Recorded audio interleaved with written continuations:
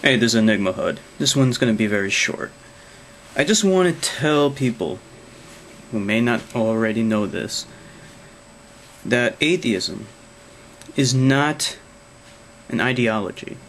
It's not an ideology, it's not a religion, it's nothing except a stance on a position. In this case, it is God. It's a rejection of a claim.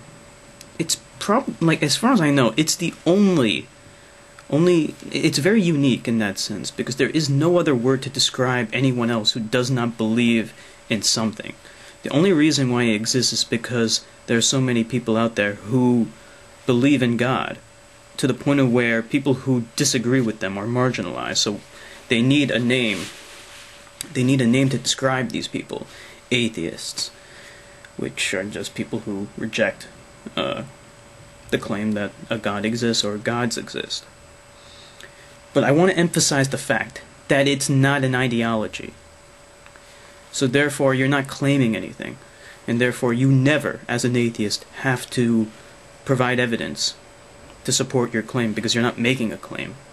The person who has the burden of proof is the one making the claim. In that case, it's the theist. And don't let the theists for a second try to convince you otherwise. You're not making a claim. We're not saying that God doesn't exist, even though we might say that in the colloquial sense. We're not saying that in the literal sense, because we can't, we're not, and ironically, to know that God doesn't exist, you would have to be God. So no one would make that kind of claim. It would be asinine. But at the same time, you know, we can't say that the Easter Bunny doesn't exist, even though everyone would say that. No one believes in the fucking Easter Bunny. It's ridiculous. And the only reason why we have to put up with all this pedantic shit is because theists are abundant. For now. But I really do think that theism, in addition to religion, should go away completely and never come back. Religion just holds us back, holds back science, and fucks up with our society. This is Enigma Hood signing off.